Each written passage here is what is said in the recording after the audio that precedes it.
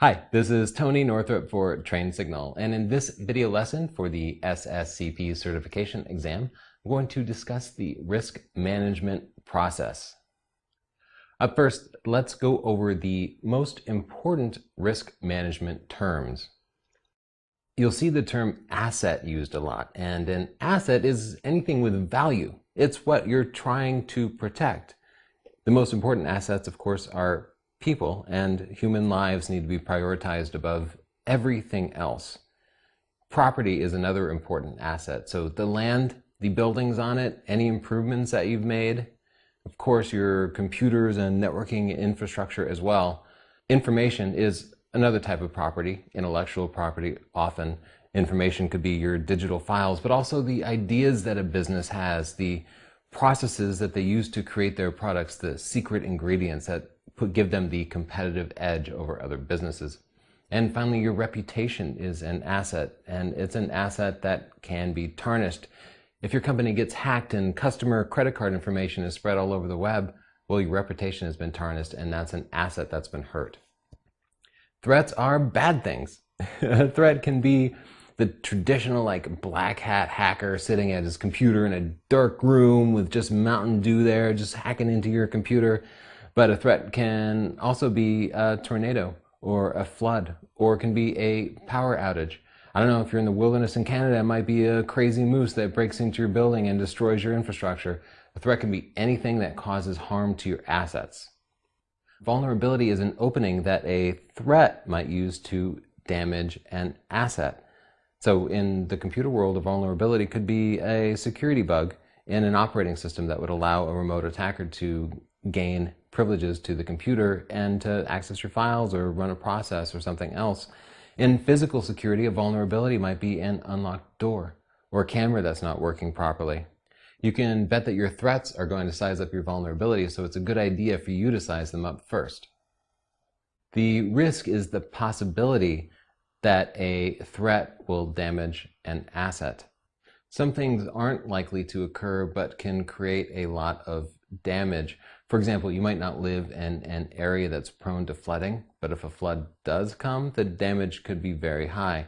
These are both factors that we'll be working out in the next section when we cover the different risk analysis algorithms. The impact is the loss that's the result of a risk. So in the example I was just giving, flooding would have a huge impact, but the risk of it might be low depending on where you are. Or if you've designed your facilities to withstand flooding, you might have a high risk of flooding, but the impact would be very low. You'll combine both the impact and the risk to assess the overall damages that could be caused by a threat. A safeguard is a proactive security control that mitigates a vulnerability. So you might simply put automatic locks on your door. That's a safeguard.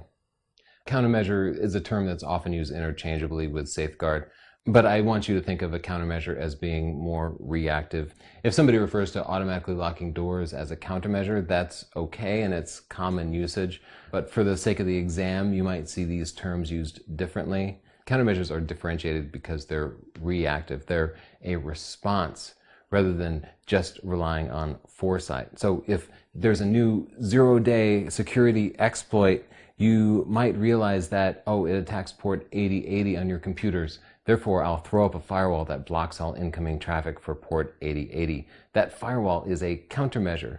But if you put a firewall up and have it block everything just in case something appears, well, that would be a safeguard. But like I said, a lot of people just call them countermeasures, no matter whether they're reactive or proactive. An audit is the process of verifying that the systems you're working with are implemented consistently with the design. Basically, audits make sure that stuff is the way it's supposed to be. We're going to cover both the terms qualitative assessment and quantitative assessment. Most real-world risk analysis uses qualitative assessments, and that's where you say this particular asset is critical, this asset not critical. So you might have a clustered database server that your entire business relies on, and you'd call that critical. You might have a file server that just stores the cafeteria's menu, and you would consider that not critical. When you assess different assets, you're assigning some sort of value to it. And in a qualitative assessment, well, you're not using numbers. You're just using your rough feeling. The other type of assessment is a quantitative assessment. The funny thing about quantitative assessments is when you're studying for an exam like this, you're going to do a lot of quantitative assessments. And then when you get in the real world, everything's going to be a qualitative assessment because quantitative assessments are pretty much impossible in the real world. A quantitative assessment uses numbers instead of feelings. So you will attach a dollar value to each asset. When you assess the risk, you won't say very likely to occur or not likely to occur. You will say there is a 78% chance that this particular risk will occur in this calendar year. And when you assess the damage done by a threat, you won't say severe damage or little damage. You will say 80% of the asset will be destroyed by that. This allows you to calculate precise dollar amounts that you should put into safeguards and countermeasures to protect you from different threats. You know exactly how much you can spend because you know what it will cost you and what the precise likelihood of that happening is. This is all in theory.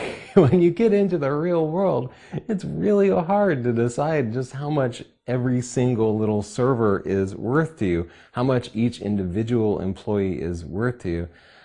That's why I say that we do these quantitative assessments when we're preparing for the exams. It's largely an exercise in theory, but unless maybe you work for an accounting company that's tracking everything to the penny and everybody's great at statistical analysis, quantitative assessments aren't all that practical to do.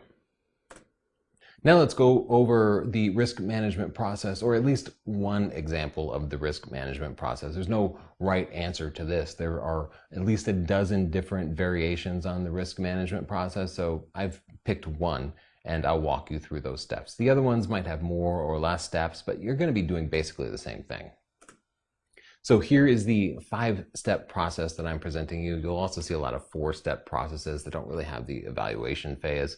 But the first phase is asset identification. We're going to find out what we have to protect. The next is threat and vulnerability assessment, where we'll think about what could attack it and how they'll get through. The third step is the risk calculation, where we kind of figure out what the odds are that any threat is going to exploit a vulnerability and how much damage they would do to our assets. The fourth step here, mitigation and deterrence, is when we decide how much we're going to spend to protect our assets and fill in any holes that we might have in our security systems. And finally, the evaluation is just you look back and just see how you did. Let's dig into more detail in step 1, asset identification. You're going to ask yourself what properties, belongings, resources, data, systems, and people does your company have that have any sort of value at all. You list everything. You might summarize it, you might say the accounting department, but often you're going to be listing individual people. For example, the CEO himself is a very important asset. And you might actually decide after the risk analysis process that you need to take better care of your CEO. You might get him a professional driver if you decide that his driving might be too great of a risk to his own health. You might put a security guard on him if it's a really large company and you think there might be threats to his physical person. For example, if you think he might be a target for assassination. So as part of the asset identification, you create a long list of everything, every computer, every facility, every building, every plot of land, every bit of proprietary information that you have, and then you assign a value. That's prioritizing it. You figure out what the most important things are and the least important things. So in a quantitative assessment, you'll say this asset is worth $500 a year. This asset is worth $2 million a year. In a qualitative assessment, you'll say this server is mission critical. This CEO is irreplaceable. These temporary workers, not that important. It's only after you've listed every asset in the organization that you can begin to think about what could possibly attack them. Step 2, threat and vulnerability assessment. This one is really fun because you get to brainstorm about what could attack your individual assets, starting with your most critical assets. Now, you know a bunch of these things already. If they're servers, then you know they could be attacked by malware and corporate spies and even government agencies. They could be attacked across the network. They could be physically stolen from a data center. Where it gets really interesting is when you start to think about facilities and people. People are one of your most valuable assets, and one of the threats to them would be headhunters, which are talent agencies. These are individuals who seek out employees for other organizations. They could hire your people away, and then you would lose those assets. It seems silly to think of a recruiter as a threat, but they are, because they could take a valuable asset from your organization. So you would think about the different ways to mitigate the risks of recruiters. You could keep your email addresses secret and your phone numbers secret within your organization. You could also give out bonuses that might help retain those people. Paying your people a little bit more than the competition will help keep those assets around. So this isn't all about hacking and rootkits and firewalls. It's genuinely about protecting assets using whatever ideas you have. It's during this phase that you'll begin to assess other types of vulnerabilities, which you can do by scanning a network, which I discussed in another lesson, or by hiring people to perform penetration testing, where they actually try to get into your networks and identify any possible holes. As you're making your list of threats and vulnerabilities, you can prioritize them, especially in the qualitative risk assessment process. You'll say that this threat is a really important threat to consider, or this vulnerability is a really critical vulnerability. This is also an important step in a business impact analysis, which we'll discuss in later lessons. Basically, a business impact analysis is a business continuity plan that determines how to get your critical assets back up and running if some threat makes good and there is some sort of disaster. So you'll take the information that you have now about your assets and your threats and determine which ones are the most critical. And basically, you'll determine which of your assets need to be restored first. Step 3 of the risk analysis is risk calculation. And it's here where you'll take the information about how important different assets were and how likely different threats were, and you'll figure out what your greatest risks are. So you might have a very high risk threat against a very low value asset, which wouldn't be that important. Or you might have a really low risk threat against a really valuable asset, which would actually be more important if the asset was valuable enough. Of course, the most important risks are going to be high risk threats against high value assets. Now let's take a look at an example of how to calculate risk.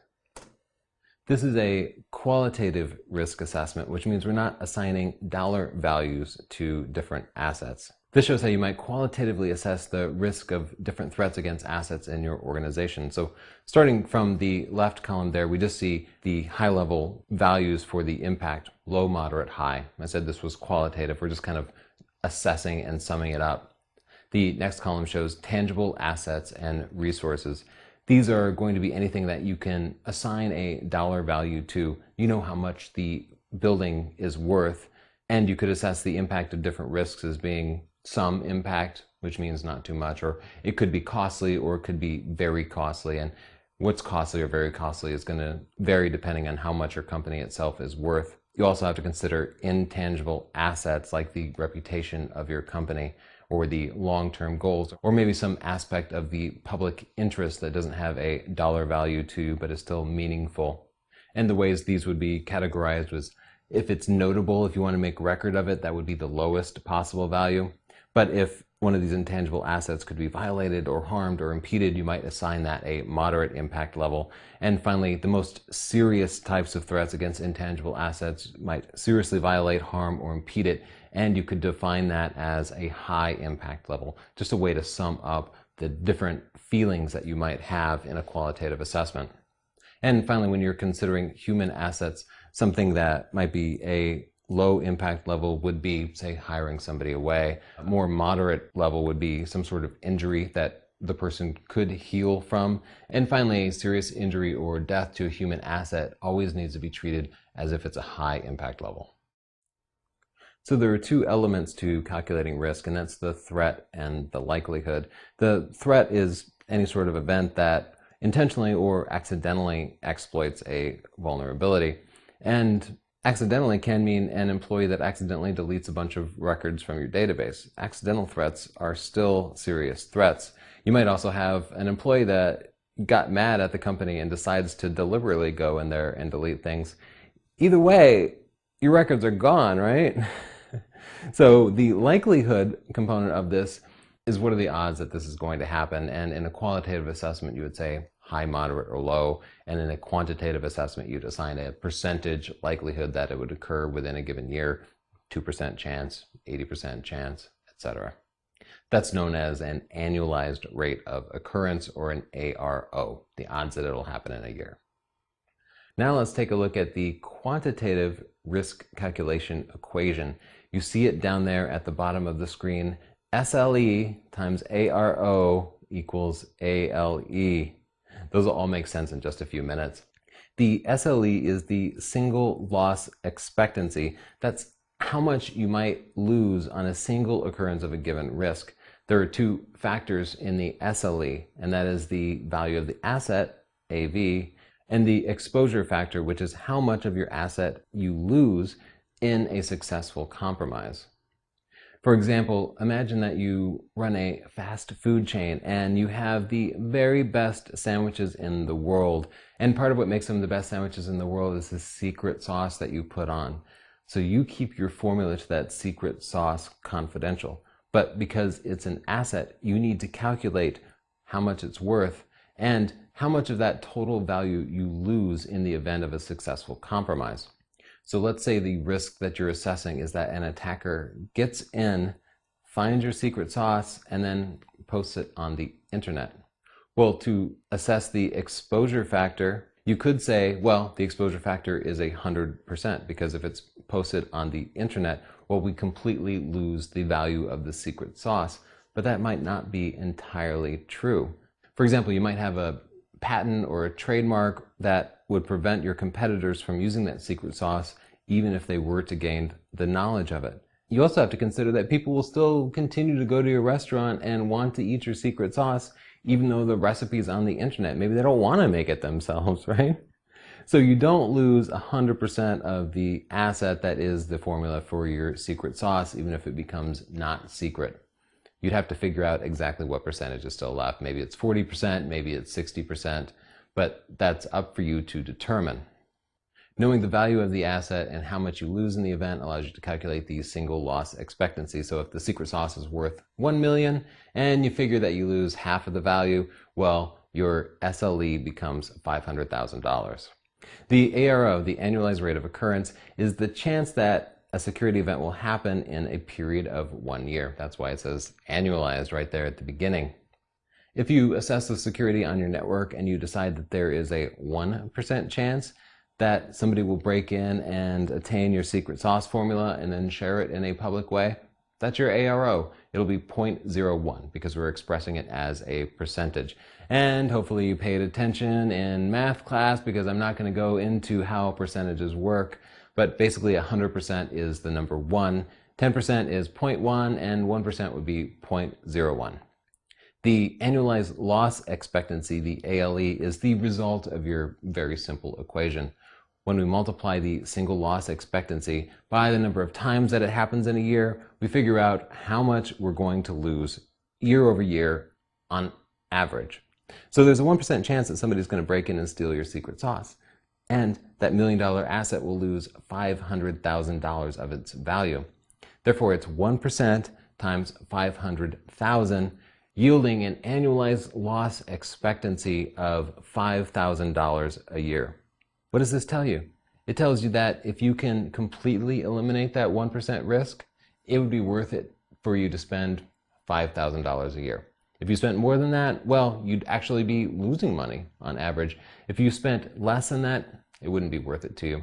If you could only reduce the likelihood by half, well, it would only make sense for you to spend $2,500 a year. Pretty cool, huh? Well, we have some more examples coming up, so if you missed that, hopefully it'll make sense in the next couple of slides.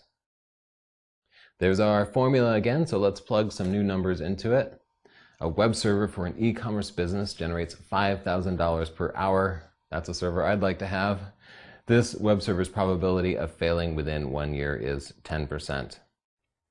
If the web server goes down, it takes 2 hours to get back up and running again. So take a look at that and see if you can figure out your asset value, your exposure factor, and your annualized rate of occurrence. Okay, I'll show you what I think they are. So there's our formula for calculating the single loss expectancy. The asset value is basically $5,000 per hour. The exposure factor is 2 hours. Therefore, we can calculate the single loss expectancy as being 10,000 bucks. That's how much we'll lose if the server goes down. Now we just need to calculate the single loss expectancy times the ARO to determine the actual loss expectancy annualized. We determine the SLE as $10,000. The ARO is 10%, which is 0.1. So we're going to multiply 10,000 times 0.1, and we determine that the annualized loss expectancy is $1,000. That's $1,000 per year. So on average, there's a 10% chance that our server is going to be down for 2 hours a year. That's, I guess, an unexpected outage. If we add it up, that means we'll be losing an average of $1,000 a year. If we can get the server back up and running in 1 hour instead of 2 hours, well, it would be worth 500 bucks a year for us to do that. So you can see that this formula allows you to justify costs of safeguards or countermeasures.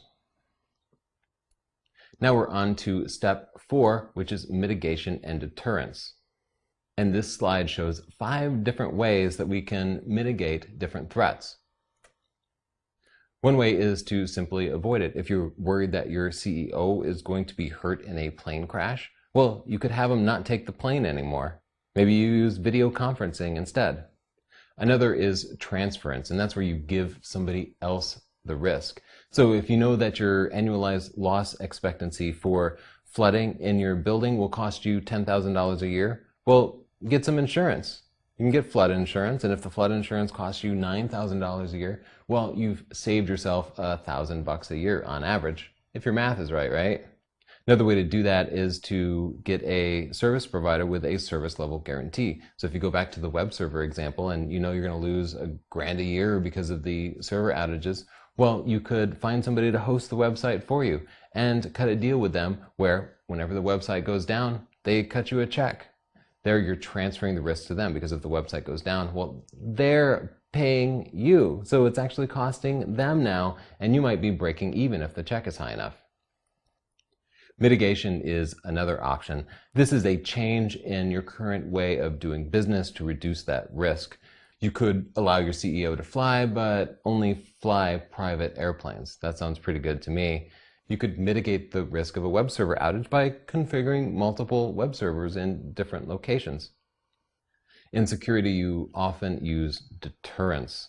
Deterrence covers a lot of different things. You could put a visible security camera up and a potential attacker would see the security camera and decide he didn't want to take the risk. You could put those no trespassing signs that say, an attack dog will eat your face if you come in here. That's a deterrent. Or you could simply decide to do nothing. You could say, I can't think of any way to reduce this risk, or the risk isn't that much, I'm just going to accept it. Maybe your CEO needs to fly a bunch of different places and you can't afford a private jet, so you just say, yeah, he could get hurt flying around and that would cost the company a lot. Or you could say, we could spend $10K a year on configuring a cluster for our web server to keep it online, but that's more than the outage would cost us, so we're just going to accept that risk and it's going to go down once in a while. Even if you choose acceptance, it's still an important step. And you know why? Because there's some admin out there who's responsible for keeping that web server online. And if you articulate the possibility that that web server might fail and upper management decides to accept it, well, when that does happen, the IT guy doesn't have to lose his job. Think of it that way. If the IT guy never mentions to management that there's a possibility that the web server could go down, and then it goes down, and they figure out that they lost $5,000 an hour that it was down, and it took the guy 2 hours, well, they just lost $10K. And they might have that IT guy's head. They could fire him. They could say, oh my God, you just cost us $10,000. We can't afford to have this happen. Well, if the IT guy proactively comes to them and says, hey, this web server will cost us $10,000 every time it fails. The only way to fix it is going to cost us $50,000. They might say, all right, you know what? I know it's going to go down. Thanks for bringing it to my attention. In this situation, the manager is accepting the risk. So when it does go down, it's kind of the manager's fault because he did not choose to implement a different method for mitigating that risk. Countermeasures and safeguards are also called security controls. And there are three main control types: management, technical, and operational. These types are in common use, but they're also formally defined by NIST, the National Institute for Standards and Technology, in this publication 800-53, which you could retrieve from that URL if you were just really bored. I've shown part of it here, listing a lot of the different types of security controls that they offer. Let's take a look at some of the management control types: security assessment and authorization. The security assessment component of that will be checking out the people in your organization to determine how trustworthy they are, as well as checking out different assets in your organization to see what level of protection they need. And of course, authorization is assigning rules to different resources to determine which people are allowed to access them. Planning is a big security control for management. They can plan a response to a particular event and allow, for example, a web server to come back online sooner. Through planning, you can work out processes that will allow you to respond more efficiently and reliably. Risk assessment is a security control in and of itself, and of course, management takes care of that. Another method is systems and services acquisition. So if you find that your web server going offline could cost you a bunch of money, you could outsource it. Or you could buy some additional system that would help protect it. Program management is another way to limit risk, and basically program management means there's some individual or a group that's responsible for a program, which could be anything. It could be a web service that you offer to customers or your secret sauce. Making somebody responsible for it lets them get to know it deeply and allows them to best determine how to protect it. Here are 4 examples of technical security controls. Access control, of course, just putting a list of rules on an item. Audit and accountability. You can audit items to track who accesses it and verify that the security configuration matches the security design. Accountability makes people responsible for their actions by tracking who does what and when. Of course, identification and authentication make people log into systems so that you can record who they are and what they did. And systems and communications protection, just generally hardening systems, putting up firewalls, installing updates, etc. Finally, here are 5 examples of operational security controls. Awareness and training. You need to go to individuals and make them aware of different security issues and train them on how to respond to it. Configuration management, both for hosts and networking devices, as well as for your physical facilities. Your configuration management for your facilities might specify that all doors use a certain type of lock and that all doors have deadbolts that can be locked from the inside. Contingency planning is another operational security control type. With a contingency plan, you follow a specific process when an event does happen. So it could be that everybody packs up and goes to your branch office, which is 30 miles away, but it allows them to keep working. That's a good contingency plan. An incident response plan is similar. You put together a plan and it dictates how people will respond in the event of an incident. And by having a plan ahead of time, you eliminate a lot of the confusion. You allow things to move much quicker and more straightforward, and that can limit your exposure to a particular threat. And finally, maintenance is a good operational security control. If you're worried that your building is going to fall apart and that's a serious threat for you, well, maintain it. If you're a delivery company and your delivery vehicles are an important asset, well, if you don't maintain them, eventually they will lose all value. So certainly you will implement some sort of maintenance operational security control to keep them up and running. For more operational security controls, media protection, you need to actually protect your discs and DVDs. Perhaps you have old backup tapes that are really critical. You'll want to store those in an air-conditioned environment away from sunlight so they don't degrade.